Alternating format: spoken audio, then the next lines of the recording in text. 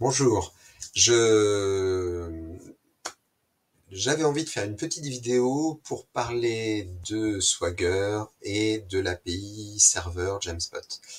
Donc, d'abord pour situer un peu d'où je pars.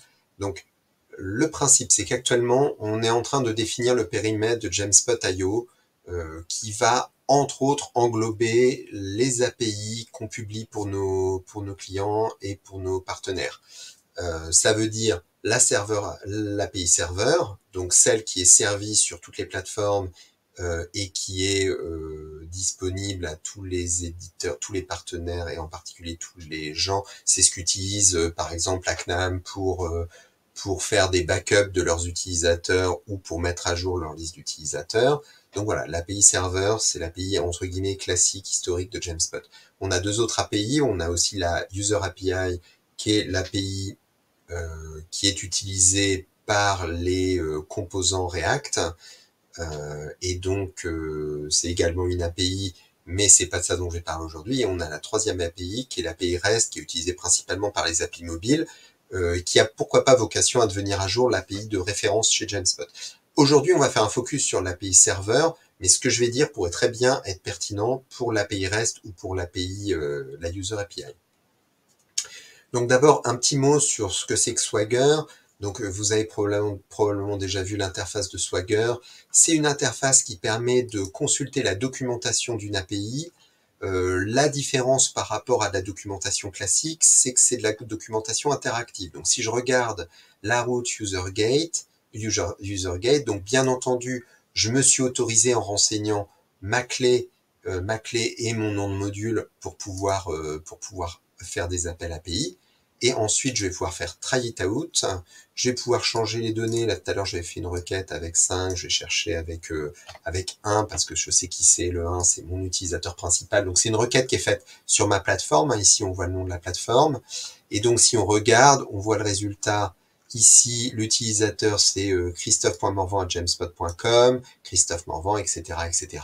Donc, j'ai toutes les informations, tout le retour. Je vois en clair ce qui m'est renvoyé par l'API en principe, sauf que là c'est plus qu'en principe puisque c'est techniquement ce que vient de me renvoyer l'API quand je fais mon appel.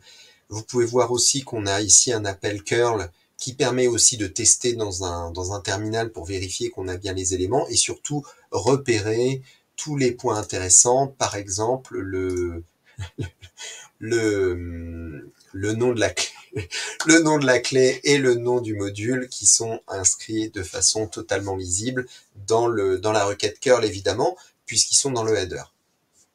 Bref, donc ça, c'est le Swagger. Alors aujourd'hui, le Swagger, il est en cours d'évolution. Olivier a entrepris un chantier dans le cadre justement de Jamspot.io, mais pas que. L'objectif est d'améliorer la qualité du Swagger par rapport à l'API REST.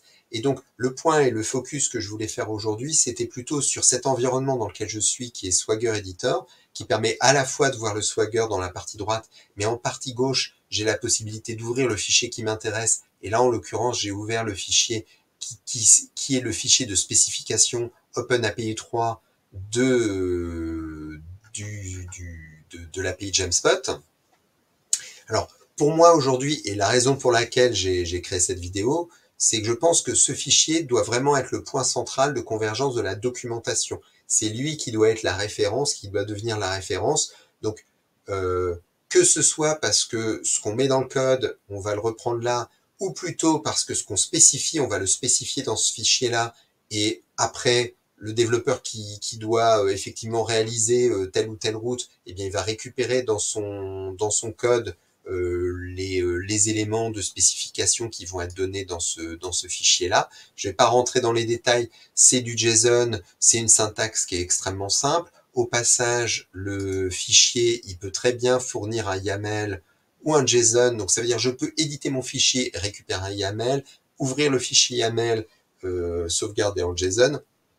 On a toute cette souplesse, et ce qui est, selon moi, particulièrement intéressant avec ce mécanisme-là, c'est qu'au-delà d'avoir cet environnement très simple et agréable qu'on peut diffuser aux clients, on a la possibilité de carrément générer un client pour l'API dans un langage, que ce soit Java, Go, PHP, Python, etc. Donc, on a la possibilité très simplement de générer un client dès lors qu'on a cette spécification. Et au-delà de générer un client, et je vais essayer de conclure parce que ça fait déjà plus de 5 minutes que je parle, on pourrait même potentiellement générer un serveur. Alors quand on génère le serveur, évidemment, on ne va pas faire toute la route, on va construire les éléments clés, disons le squelette du serveur, et après il faudra quand même rentrer les bons points d'entrée, etc. Mais on a quelque chose qui est extrêmement puissant, extrêmement utilisable et surtout extrêmement moi, c'est le point que je voulais essayer de mettre en avant dans cette vidéo, c'est quelque chose de totalement opérationnel. Je ne parle même pas du fait que quand on édite cette partie-là, qui est la spécification de l'API, ça s'impacte directement là, donc ça permet vraiment de pousser les tests de façon très agréable. Mais voilà, c'était le petit point que je voulais faire sur les API et sur Swagger, et je pense que on aurait tout intérêt à poursuivre dans cette direction-là. Je vous remercie beaucoup, et puis je vous souhaite une bonne fin de journée. Salut.